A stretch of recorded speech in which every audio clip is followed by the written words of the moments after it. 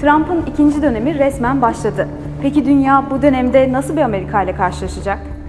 Our movement to make America great again stands stronger, prouder, more united, more determined. I don't know that other presidents would have been able to take it.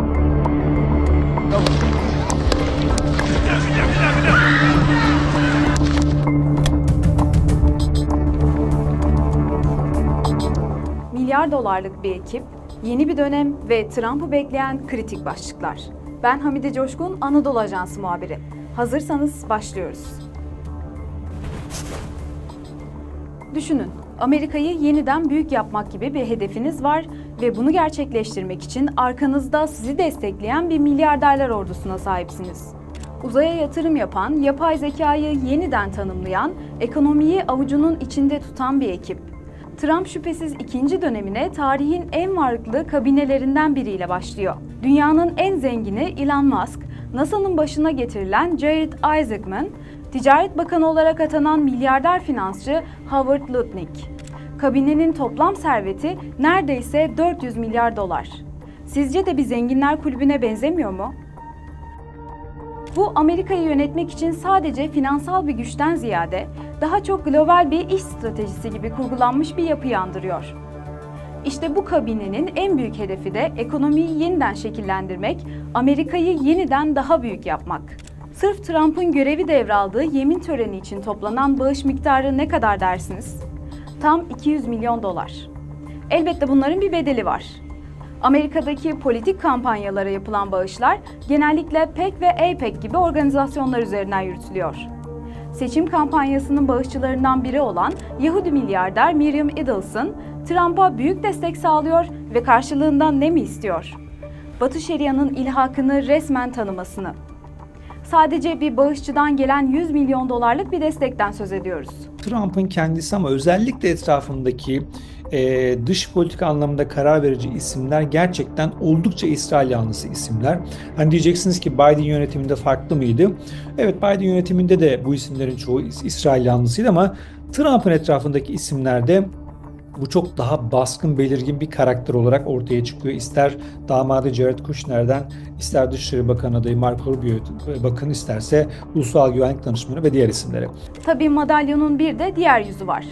Amerika'da yılın ilk günlerinde yaşanan terör saldırıları, Trump'ın hakkında süren davalar, Trump'a yönelik suikast girişimleri ve son olarak buna bir de Los Angeles'ta başlayarak bir türlü söndürülemeyen yangınlar da eklendi. Özetle Trump, ustalık eseri olduğunu iddia ettiği ikinci dönemine böylesine hareketli bir gündemle başladı. Trump 2016'daki ilk dönemi için kimlerin iyi, kimlerin kötü olduğunu bilmiyordum ifadelerini kullanıyor. Peki bu kez ne yapacak? Yeni dönemde Trump'a dair elimizde hangi ipuçları var? Popülist milliyetçilik, ekonomik korumacılık, tek taraflı dış politika, kurumlara karşı güvensizlik ve göçmen karşıtı söylemler. Ancak asıl beklenen soru şu: Trump Amerika'yı gerçekten yeniden büyük yapabilecek mi? Kendisini daima halkın sesi olarak tanımlıyor. Washington'daki geleneksel siyasi elitlere ve medya kuruluşlarına karşı bir savaşı var. Amerika'yı yeniden büyük yapacağız derkense aslında devleti küçültmek istiyor diyebiliriz. Bunun için Elon Musk'la işbirliği yapacak. Devletin gereksiz harcamalarını kısarak 2 trilyon dolarlık bir tasarruf sözü verdi. İşte tam da bu noktada gümrük vergileri, Çin'le ticaret savaşları ve küresel ticarette korumacılık gibi başlıklar öne çıkıyor.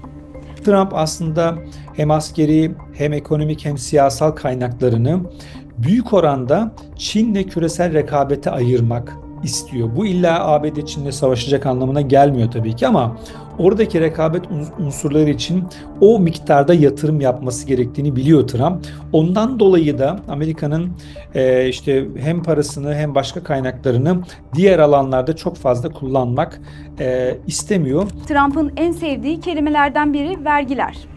Örneğin yeni dönemde Avrupa Birliği'nden yapılan tüm ithalata %10 ya da %20 gümrük vergisi uygulamak istiyor. Union it will also make trade fairer and more reciprocal. My favorite word, reciprocal.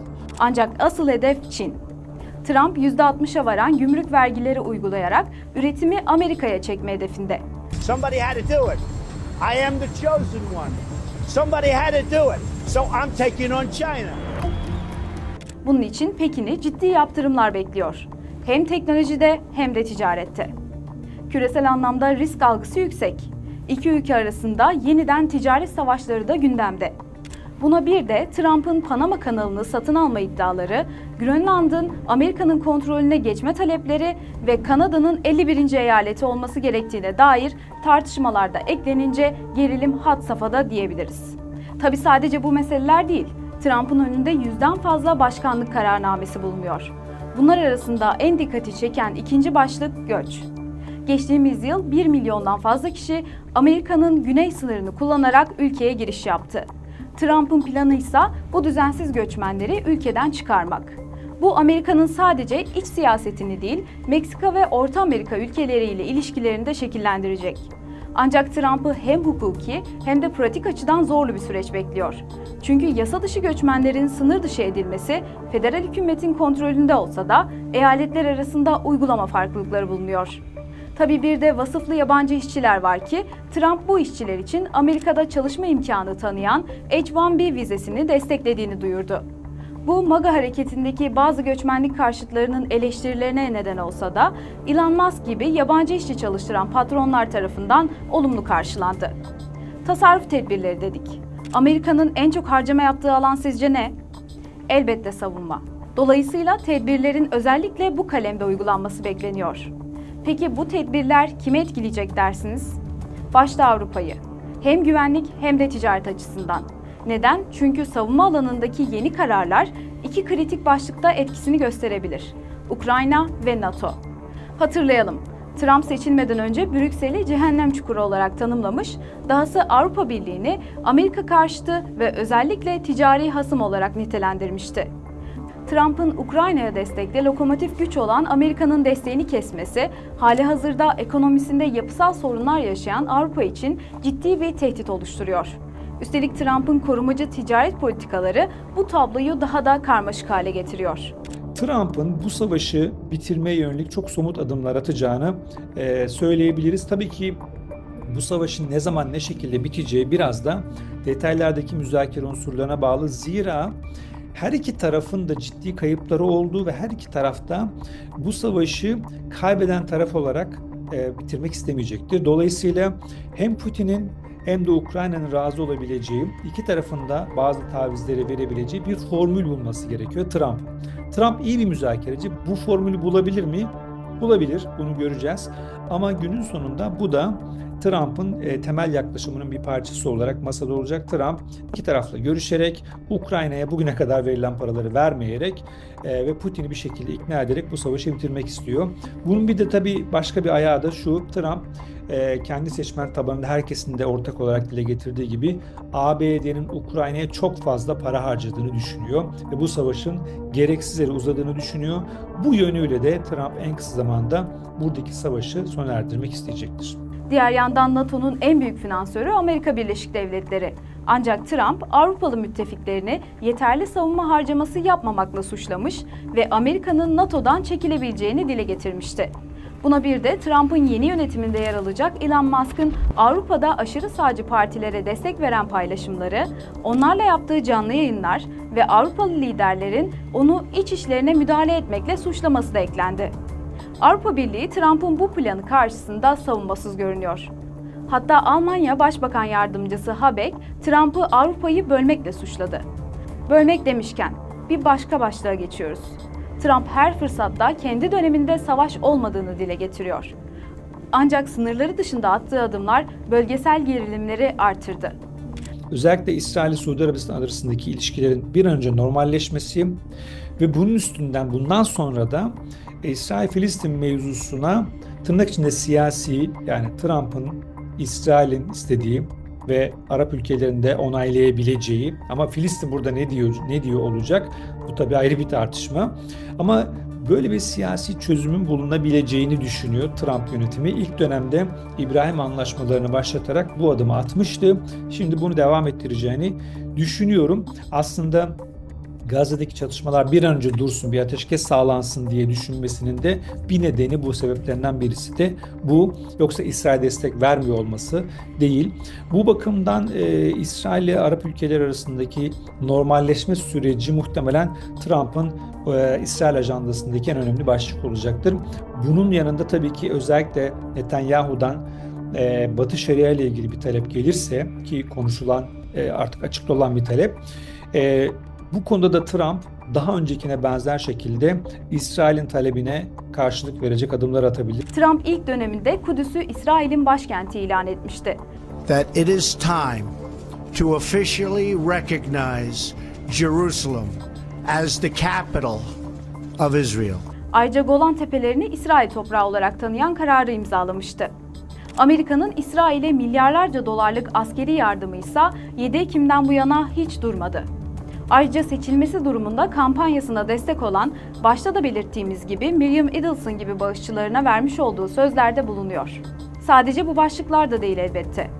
Trump'ın ikinci başkanlık döneminde Orta Doğu'da karşılaşacağı başlıca dış politika meseleleri arasında Suriye'deki Amerikan askeri varlığının yeniden değerlendirilmesi, İran'ın nükleer programına karşı sert tutumunun sürdürülmesi ve bölgedeki enerji kaynaklarına erişimin güvence altına alınması için işbirliklerinin geliştirilmesi yer alıyor. Şunun altını çizmek gerekiyor. Birinci döneminde Trump dışarıdan Washington'a siyasete gelmiş bir isim olarak, özellikle ilk döneminde aslında çok da özellikle askeri bürokrasiyle ilişkilerinde istediği ayarı tutturamamıştı. İşte Suriye'den asker çekeceğim demişti. Sonra askeri bürokrasi onu bir şekilde bu topu göğsünde yumuşatıp bu talimatı bir anlamda refüze edecek bir adım atmıştı. Şimdi yeni dönemde baktığınız zaman aslında ben Trump'ın oradaki askerlerini tamamını olmasa bile önemli bir kısmını çekmek istediğini düşünüyorum. Bu yönde açıklamaları var. Fakat etrafındaki isimlere, yani bu ulusal güvenlik meselelerine bakan, dış politikayı belirleyen isimlere baktığınız zaman burada iki şeye dikkat çekiyorlar. Birincisi, DAEŞ'la mücadele diyorlar. Biz Suriye'de halen DAEŞ'le mücadele var. İşte orada DAEŞ'liler var. YPG, PKK'da bizim müttefiklerimiz bu insanları bu hapiste tutuyorlar bizim adımıza vesaire. Dolayısıyla ABD'nin Suriye politikasını hızlı bir şekilde askerlerini geri çekeceğini söylemek erken olabilir. Bunun yerine Suriye'deki gelişmelerin, yani buradaki geçiş süreci nereye evrilecek, siyasi durum nereye evrilecek ve tabii ki daha da önemlisi ABD ile Türkiye arasındaki Suriye konusunda, YPG, PKK konusunda, DAEŞ konusunda, DAEŞ'le mücadele konusunda nasıl bir diplomatik tablo ortaya çıkacak? Bence özellikle iki ülke arasındaki bu diplomatik trafiğin ortaya çıkaracağı tablo ABD'nin yeni dönemde Suriye politikasını büyük oranda şekillendirecektir. Hem dediğim gibi YPG, PKK mevzusu nereye bağlanacak? Hem de DAEŞ'le mücadelede bu iş nereye oturtulacak? Bu iki ülke arasındaki görüşmeler süreci büyük oranda belirleyecektir. Evet, Trump'ın ikinci dönemi başladı ve dünya artık yeni bir güç dinamiğiyle karşı karşıya. İçeride önce Amerika politikası ve göçmen karşıtlığı, dışarıdaysa Amerikan çıkarlarını önceleyen sert ve tek taraflı bir diplomasi anlayışı. Ancak bu kez sahneye yalnızca Trump değil, onu destekleyen milyar dolarlık bir ekip de çıkıyor ve bu ekibin Washington'ın yeni kararlarında tahmin edilenden fazla etkileri olacağı aşikar. Trump iddialı bir çıkış yaptı. Peki yeni dönemin getirdiği değişimlerin küresel etkileri neler olacak?